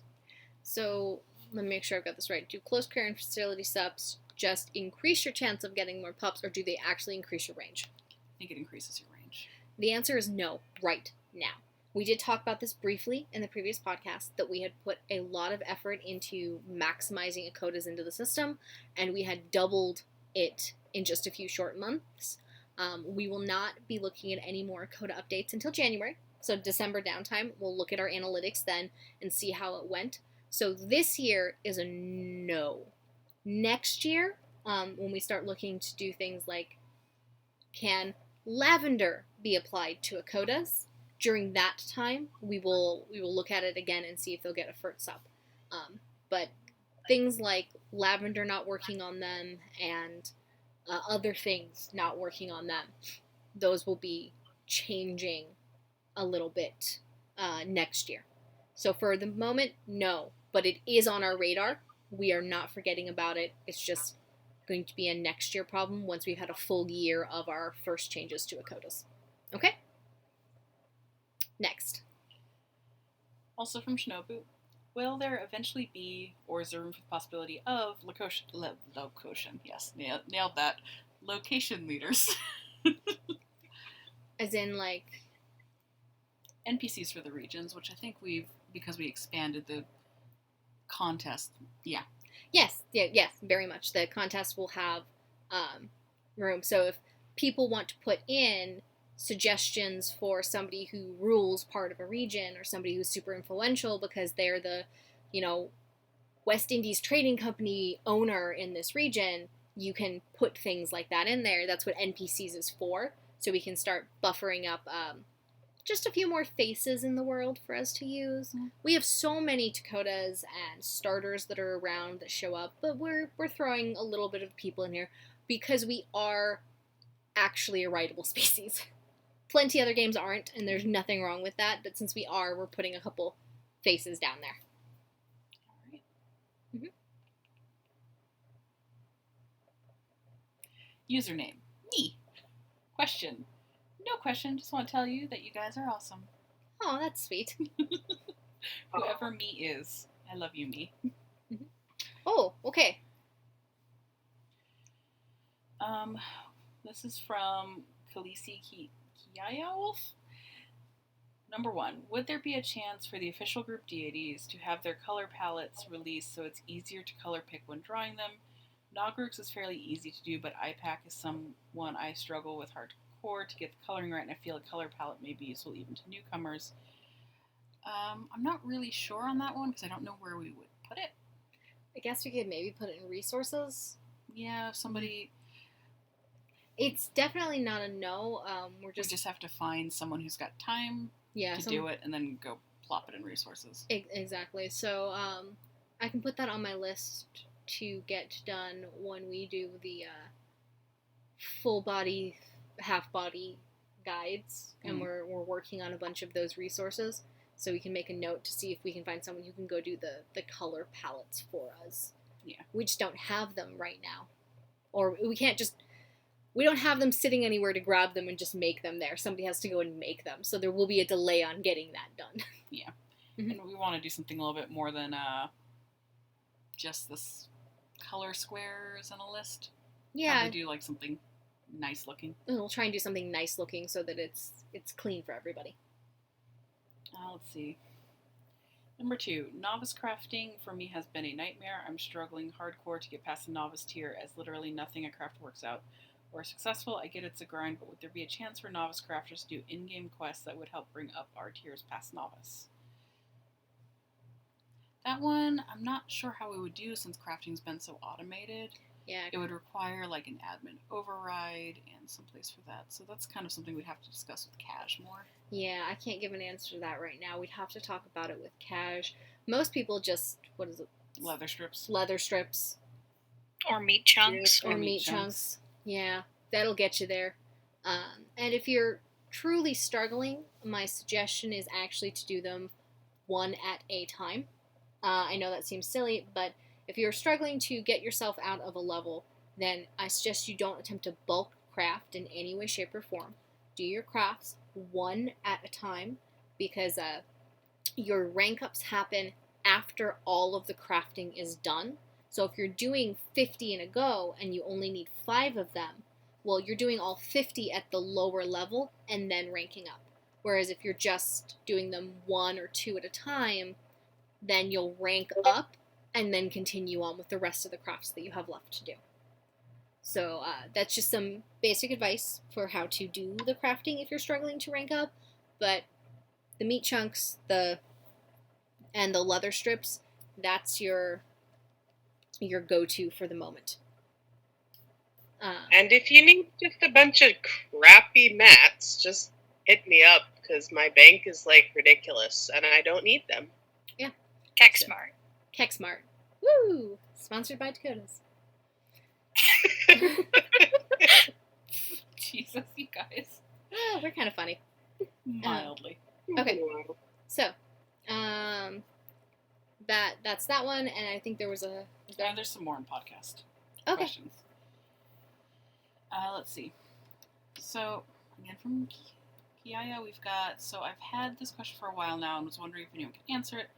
Melred, the Toko is owned by a user, and I think a few other special bases are as well. How is a base determined as special? I've always been curious on that, like how the process determined that worked. I wish we'd had this last week when we had Cray. Yeah, I wish we'd had this last week when we had Cray. So what Kiyaya, sorry if I'm saying your name wrong, that's just gonna move forward. What you may not be aware of, because we announced it last week, is many of the special base starters that are owned by admins are getting an official group starter for them so that their colors can be used for starter slots. The actual process of determining if something was special is determined by the DC manager. At this point, we try to stop things from getting too far away from the swatch that they're on, but previously colors all was slid all over the place, and things like specifically Mel Red were made by previous owners as their own personal tokos, where they had much more rules and freedom. There isn't anyone on the team right now who could just make a new color-based toko and give it to themselves. That's not how the group works anymore. But what if I want a neon purple toko? I would like neon green, please. I don't care. None of you are in charge. I outrank both of you, and the answer is no. But Mom! So a lot of those ones that those originated off of were things that previous owners made for themselves and their friends and gave them to. They were never inside of a rule set anywhere to get done, and obviously they've been sold and given away and half used as starters sometimes over the years. And at this point, we don't look at them as starters anymore unless they've got the starter badge on them. We've done some replacement, such as Jasper, whose name is Sundance these days. Yep. He has been officially replaced with Amber. So that's actually Amber Orange, not Jasper Orange anymore. But the ones that are player-owned, we're not doing that because they were always player-owned. But yeah, that's how they came into existence. DC looked at them and decided rather than cut them off, they had to make specific swatches for them so people wouldn't try and make their own cream Mel Red and such. So the process has very much always been on DC to look at it, realize a color's gotten too far away from the swatch it was supposed to be, and then decide if we're going to standardize it or illegal it. There was a bunch of them that already existed, and rather than illegal all of them, they all got standard and swatched then and there. And because I think this started with Shining Star of Winter, she owns 3 of those tokos that we're talking about. She came to me and said, hey, I wouldn't mind if these were usable in the group for everybody. So there is now a push, and they will be out in October, of a whole group of starters that all have those special base coat colors that you'll be able to get slots to. They maintain their lineage by being last line related to the tokos that they come from. And we are not going and asking anybody for this. If someone comes to us who owns a special base that's official on the DC guides and wants a starter made of it, we'll do that. But we're not tracking everybody down. We're just using what we've got. There's too many tokos for that. Yeah. Also, we don't want anyone to feel like they have to. Exactly. We don't want anyone to feel like they have to. Shining came to me and said she would really like it if we could do that, and she would be very on board with it. So we figured out a way to make it happen. And over the course of those 3, other ones from the team came up. Exactly. People saw them and went, oh, I wouldn't mind if my toko had that. I wouldn't mind at all, and I'm the owner of the toko. So there we go. And their toko will fall off with every breeding, so it won't affect their lineages. Mm-hmm. Alrighty. Next question. Let's see, that was from earlier.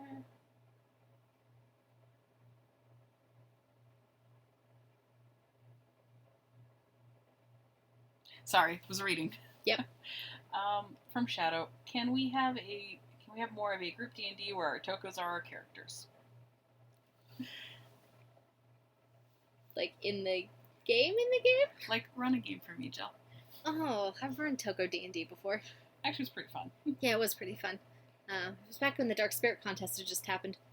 Oh yeah, we used a bunch of those entries for monsters, and that was pretty fun. That was pretty fun. But I think Toko D&D is kind of what the adventures are really. I think we're in a D10 system. We are technically in a D10 system because the D20 system is unforgiving. Yes. I went through a lot of different, from D6 to D20, looking at the numbers, and we've settled in a D10 because it's a little more forgiving. That's scalable. But more scalable than a D6 is. So, that your adventures are your Toko D&D. Have fun. Let's see if we answered that. Da-da-da. Oh, this is actually a very good question for you. It's from Cage. Is the Tokota site lag from the need to restructure indexing, or is it from there is so much data on the site? I think the answer is yes. The answer is yes. Well, I've done a big indexing push, and I did an optimization last couple weeks. Which is where all those display errors were coming from for a bit. Exactly. That's where a lot of those display errors were coming from. But there is so much data. Remember, we have almost 50,000 Tokos, and all of those Tokos have items on them in their own table. And all of those users have giant databases, and we have like 4,000 user accounts on the site. We started with 2,000, so since Tokota came online, 2,000 more people have signed up. Yeah.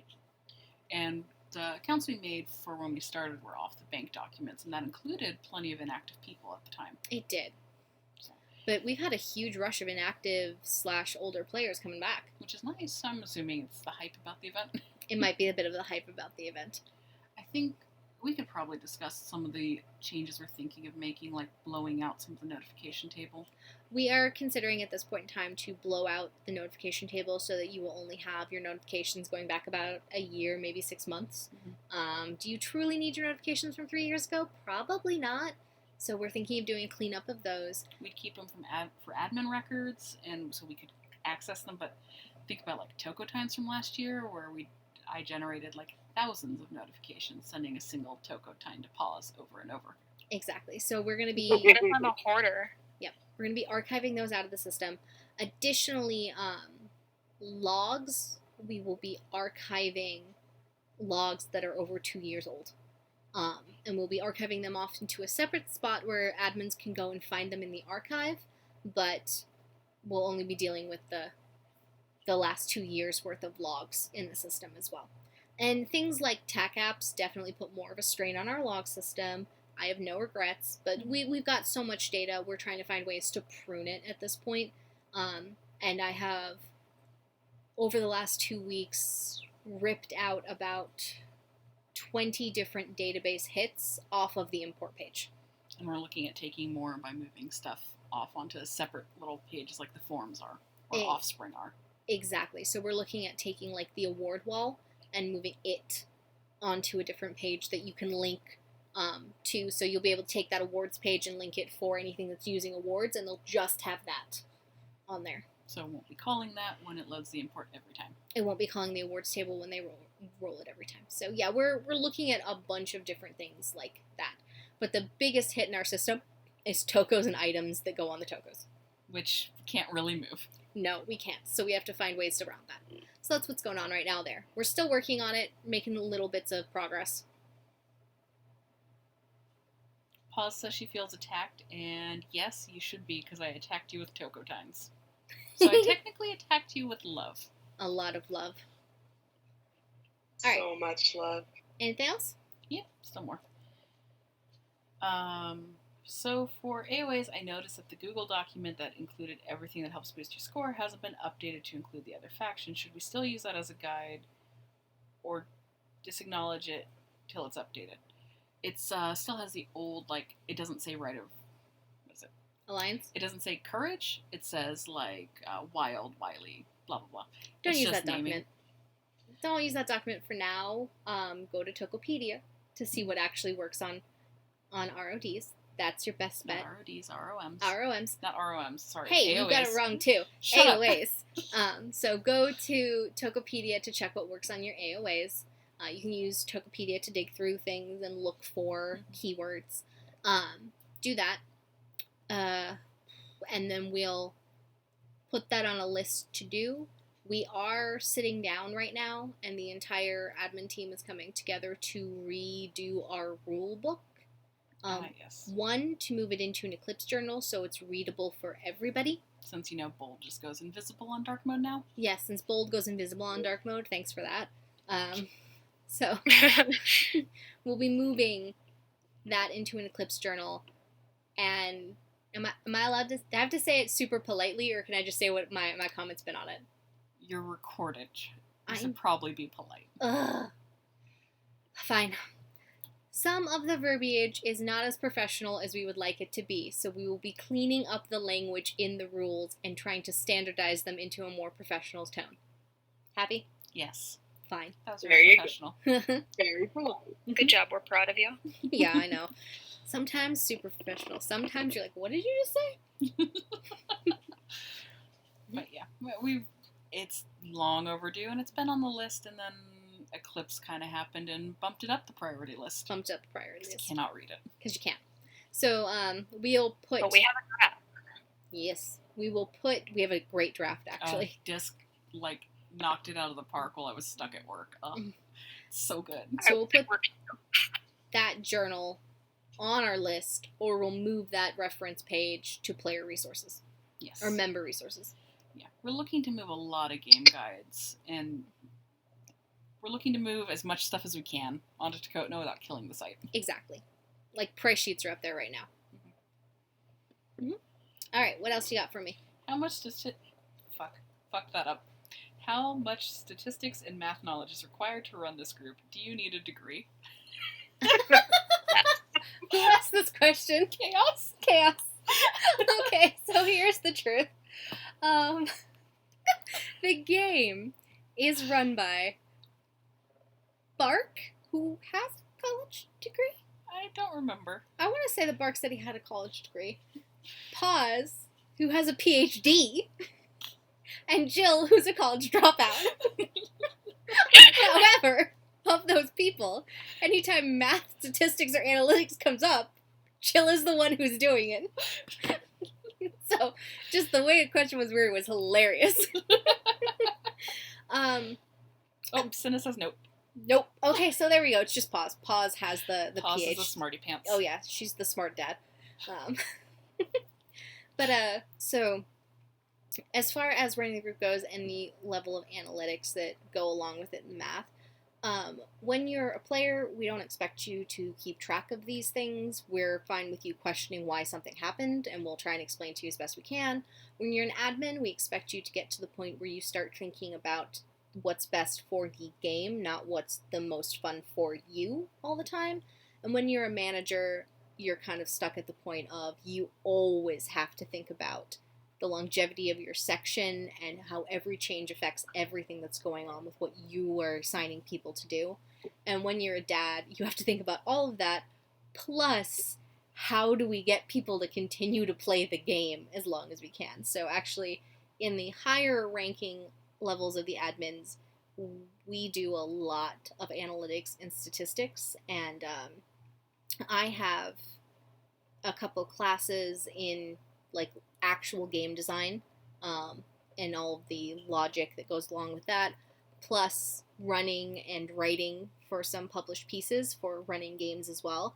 So we leverage things like that, and anyone who's got that knowledge, we leverage that, such as Locke has a lot of that really good knowledge from her professional job, so we leverage that into the group. And anyone who's been doing this a long time learns certain lessons that just suck, but the lessons that Dunn has from previously running ARPGs versus I'm picking a random name because they friended me on Wolf Den today, and that's why I remember Weissel, who's just on the team.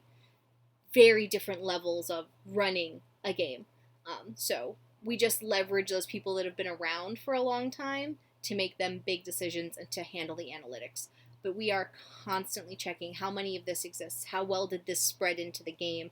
We knew about the issues with thylacine, which is why they got added into the abandoned Tokotas, so that they could start moving up and down the chain as much as we needed to. We see things that kind of get stuck or dead, and we make decisions if we're going to unstick them or not. Mm-hmm. A lot of these new starters that came out were to rebuild our bloodlines and to make starters more exciting. So decisions like that, we actually use a fair bit of math and analytics against our database to make those decisions. So a lot more than you would think goes into running our game, just at the highest levels. We don't run it by every admin, but it does happen. But at the same time, with the exception of Pause, most of us don't have a degree in this. My degree is completely irrelevant. You don't. Yeah, but you've got Same. programming knowledge. Mm-hmm. Yeah. So cool. All right. What else we got going up here? We're coming up on 2 hours, and 2 hours is our max. I know, but you got quite a bit.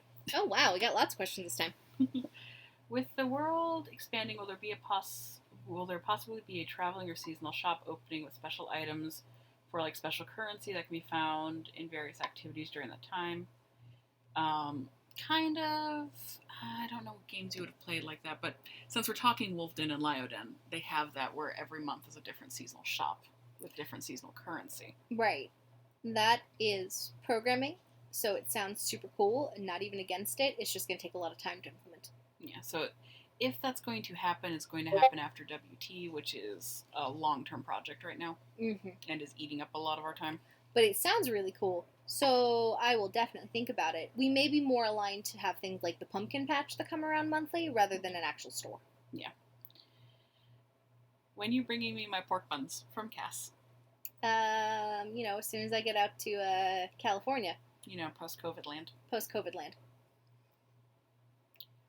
Let's see. So, will the illegal bases that don't get the new starters still be usable, or will they start being denied if it's not on an official swatch? That's not what's happening with the starters. The starters are just to allow us, so for the Tokoween Wild contest, for example, I know there was a lot of issues with people pulling Mel Red for their entries, which we can't use because we don't own Melisandre, and Melisandre should be in their lineage. Having these starters in group ownership will let us use their colors in contests like that. That's more what we're doing. We're not looking to tighten up and block non-official special base coats. We're not. The difference between a official special base coat and a non-official. So let's say you have a random color that's not official, and then it becomes cream of that. Well, you can't pull it forward now because there's no cream swatch, and you can't make a swatch. That's what we mean by illegal. And we'll find a better word if that word doesn't make sense to everybody. But basically, as an unofficial color, you don't have a graying swatch, and you don't have a cream swatch, and you don't have a gray and cream swatch. Like, you don't have those. So if a modifier gets thrown on them, the color's dead in the water. It can't move forward onto that toko because you can't make your own versions of it. If it becomes an official color in the group, it has a swatch for that. So if someone's got a Melisandre red, and then it becomes cream red, they can go pick it off the swatch and continue moving the color down the line. That's what the difference is. We're not looking to deny their existence. It's just if you're not official, you can't be affected by modifiers. And official base coat swatching is a Cray kind of thing, and we've got her overloaded with WT right now. Yeah. It's Cray's the one who usually makes the final call on that, with the help of the rest of the DC team. But as far as I know, they don't have anything on the radar to make official right now. She's got a couple up her sleeve from the end of last year, I believe, but just kind of... Okay. We keep our Cray very busy. We do. All right. I think I killed her with 8 designs. I want to know how many logs or people sent yuckies to Dunn from Disc. Too many. 15,896 Tokoyakis. Look at my beautiful throne. Someday I'm just going to unactivate them in the system and they'll disappear. There are too many screenshots of me flaunting them in admin chat for you to deny that I didn't have those. I can't deny it. They'll just be gone. I'll just go reactivate them. Maybe I'll just hit delete on them. Yeah, that's right. I'm in the database. I can do that. How dare. Cass said the Yuckies post-COVID. Copper, can we finally get a solid answer on who owns the most Tokos? I'm pretty sure that's just you, Copper. I think it's Copper. Copper has 400 something right now? Yeah, Kex is What? second, but I think it's Copper. Might be Shining. Shining's probably... Copper has 438. Yeah, Copper wins. I think Copper wins. I don't remember how many I have. I should look. I'm trying to get rid of some. I need to trim mine down too. We can give them to Copper. Yeah, I'll just give them all to Copper. I still have less than 100. Ow! Oh my god. I don't know. I always love it when somebody walks into chat, and this is no offense if you are this person. You're the new person who walks in chat that goes, I'm only going to have 3 or 4 Tokotas, Everybody in chat is going, We'll have 100 in a week. we're like, give it a couple months. They'll be at like 30. It just I keeps have going. exactly 400 now. Oh man. I'm at 82. I'm about to break 300, which is why I'm like, I need to purge. It's only like 227, Mm. 230. Yep. All right. Next question. Let's do this. Can we ever get some fun Toko-related statistics on Tokota, like percentage of subs, averages, DOMs, alphas, fun things like that? We had a whole list that we were going to do, but It's a database hit right now, it's a and database hit. that's the opposite. But if it's liked, maybe at Open News we can throw some fun statistics and stuff. Remind me to grab statistics for opening news, Oh, that would be and fun. then I can be like, and this month when we open, we have this many sub-tokas, That's this true, many 'cause you this. can just query behind the scenes. I can do one query behind the scene, and that won't hurt our system. Okay. Mhm. Furion, it's now on your list because you asked it. Furion, every time. You gotta stop suggesting things, man. You end up with so many jobs. Okay, I'm gonna just answer this question because you are just gonna roll your eyes at me because I'm gonna lament. Go for it. Can Will Tokota get a dark version? Yes, however, it's down the list because of all these site optimization we're doing, and we had one, and it was beautiful. And our test site ate it, and I'm so mad, and Jill's not recovered about it. It was so much work. It was so perfect, it took us like 3 days. It was way more than 3 days. It was like 3 weeks to get agreement on that color scheme. Because every time I so much as shift 2 pixels in color on the website, anything, half of the group is up in arms screaming about how it burns their eyes, okay? No. Everybody's like, no. But we did have one, we lost it, and then we started having all these issues with lag, which just moved it down the priority list. So we know it's wanted. It's on the perpetual list. It literally comes up in every podcast. It's like Tumblr shifting their blue, like, to... It makes a big difference. So you all say. I've got a good one for you. Hey, Dadmins. Hey, Dads. The Superstar stack? No. Superstar No, does banned. not stack. Shiba's banned. Nope, we can't ban Shiba. Shiba amuses me too much. Shiba rolls too many breezing skip band. We can give it a ban, and that won't do anything. But it'll still be a ban. Chat ban. I think we've got one more. All right, let's do this. Speaking of running the game, are there any plans for any more USD sales, since it sounds like there's a lot of art assets being commissioned and stuff? So, I don't know if you guys have felt it in the last 2 or so years, but we have made a concerted effort to not have Tokos be someone's piggy bank anymore. To not just cash cow our player base for money every chance that we get. We're trying very hard because that's not the game. Yes, we are a lot more business oriented and organized than we've ever been before. We pay our taxes, we have an official LLC, we pay for domain space, and we get consulting for branding and things of that nature. Like, we do all of those. But even with that in mind, our goal is not actually to make a profit in any way, shape, or form. And we have not been in a situation since we took the group over from the last previous owner where we actually need money from you guys for anything. We have the Borga and the Six Stones, and nobody profits off of that. It all goes into the group for purchasing things.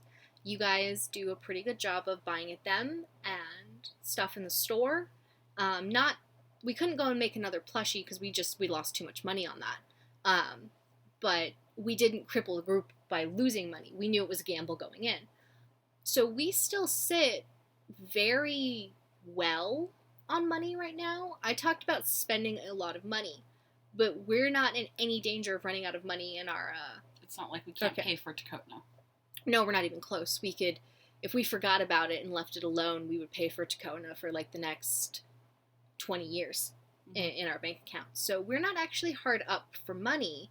And usually those USD sales came around when somebody was feeling the need to fill their piggy bank a bit, which isn't the case. We had bills that had to be paid, but the bank account had been wiped out. Yeah. Somebody had to go fix a horse, so the bank account got wiped out. That's not been the case. So we actually haven't really planned for any USD sales, and there's not even one planned on the horizon. If there's some grand movement where everybody's like, I would really like a USD sale, then drop it in the suggestion box so that we know that you're after another one, but we don't need one, so we haven't planned one. If players want one, of course we'll. Yeah, we can do that and then buffer up, and I'll spend it all in a couple months buying us something ridiculous. You know, like a map. On that topic, TT sales have come up in Gen Chat Okay. before. We could do a hybrid sale, because since we don't need the We USD, don't even really need a TT sale because things like Tokotines and the interest in decors really kept the TT inflation down. Mhm. So I think a hybrid sale would be the way to go. I think a hybrid sale would be the answer, where you can buy things in USD and you can buy things in TT. But, okay, like, I hear Cool. you. Plaza saying maybe we can do another USD TT one. Yeah, so I hear you. If this is something that you really want us to see do, go to the suggestion box. You will find it linked on our group's front page. And I want to say it's miscellaneous is the place Yeah, that's but I'm supposed to go. miscellaneous, and you're not supposed to comment in +1. But go heart if somebody suggests it. Yeah, if someone suggests it and you see it, go heart it. And I'll remember to go check it in a couple weeks. And if there's a significant amount of hearts and comments, then we'll put it back up a list to do. But with everybody recovering from COVID and some of us losing our jobs, even I lost my job. I lost my job. Yep. Ours are a little screwy compared to everybody else's, but COVID made it really hard for us to get new jobs. And lots of people were severely affected with their ability to pay rent and all of that, that also in any good conscience we couldn't put out a USD sale when a player base is hurting so badly for money right now. So, but if you want it, then go ahead, toss it in there. We don't need it, but if it's well wanted, we can maybe do a hybrid sale for everybody then. And just whatever money we make just means more stuff like WT happens. Exactly, more stuff like WT happens. I have a decent stable of people for doing backgrounds now. That means I can indulge. It means that I can get NPC art.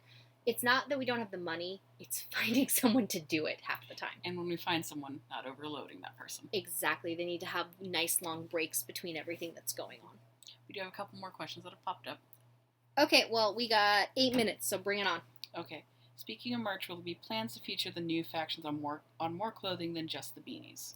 Yes, Do you want to explain the shirt issue? So when COVID happened, our provider, who does our print on demand, which shirts and beanies and all that was, shut down the ability to make any new shirts.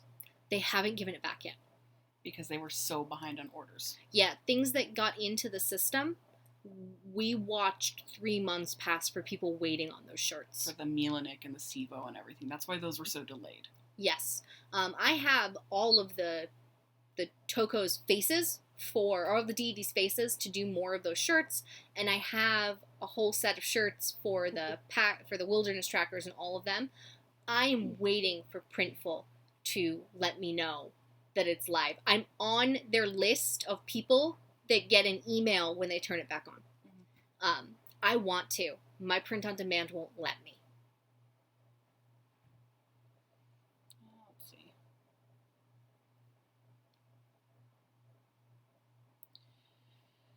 This one is a little bit more complicated. Also merch related. The Toko posters like Aga, etc. Are we allowed to have our own Tokos turned into purchasable posters, i.e. we commission an artist and get it printed as a poster by them? So, So if you want to get art commissioned of your Tokota that's not using any of our art assets, meaning they didn't use our line art and they didn't use our logo and they don't use our font, and you want to get a very high quality, pretty piece of art done, and you want to get to print it as a poster for yourself, that's fine. No issue. You can get a personal piece of art done and get it printed as a poster. And if you go through something like Printful or you go through DeviantArt, as long as it's only you, it's not a big deal to us. They can't sell it. So they couldn't make it and then put it up for everybody who wants it to buy. That is a legal issue. That's a legal issue. It's the same for people talked about wanting the onesies, the Toko onesies. And I gave a couple people access to someone who does custom onesies. Like, I found them on Etsy. They came high rated. They ain't cheap, but she'll do them. She and all of those Etsy people can make you, just you, a custom ordered one, but they can't put them up in their store to sell. That's breaching our copyright. And so it is, as Dunn said, a little more complicated. You can totally get a gorgeous piece of art of your Toko made. You can totally get it printed for your personal use. You couldn't get it made and then sell posters of it. Okay? This will also be elaborated a little bit more, I think, in the rules journal when it's updated. Yep, we have a whole section on that. We have a whole section on that. And when my shirts get turned back on, you guys will start having the... I'm going to tell them about it because I really want to do it. Mm-hmm. When shirts get turned back on, we're going to implement a system for you guys to get tribe shirts with your tribe logos and your tribe emblems and all of that on a shirt with the Tokota stuff on there. And we'll have an entire set of rules for if you're doing it through us, what you can use, what we'll do, who profits, everything just goes into the Toko's bank account, nobody gets paid, and all of that. And for if you want to do it on your own without us, what you can and can't do. Mm-hmm. So things like that are coming. We have a very clear understanding of how it works, but we understand not everyone else does. So it's writing it up. Also, we can't really do it and kick it live. It got written literally the week before print on demand got turned off on us. Yeah, it is. And that's been 4 or 5 months at this point. Exactly. So I have it. It's there. It's so gorgeous and ready to go so that you can have your tribe's stuff on the front of shirt. Like the Toko starter head on the sleeve or something. Exactly. All right. Anything else? I think we are good. Okay, I'm calling it then. We hit 2 hours on the dot. Do you remember when you told me it was going to be like a hour podcast? Yeah, well, then we got 40 minutes of questions. But then we decided we like to talk. Yeah, that's true. So, all right, this has been our podcast. Hopefully we'll be back in 2 weeks, and hopefully we'll be able to start showing off some really cool deity and contest content that's on here, and start talking about, we'll be into October, right? Yep. Ooh, so we can talk about some of that crazy Tokoween wilds that are coming. I know, we'll have to get cast for that one. We'll have to try and get cast for that one. But thank you for joining us today as we talked about World Tour, factions, and all of this. We'll see if we can come up with some other topics, or if you would like to suggest a topic in the suggestion box for our podcast, please feel free to do that as well, and we'll see if we can accommodate it. And this will be on demand for the next 2 weeks on my Twitch. After that, it will be uploaded to YouTube for anyone to come and enjoy.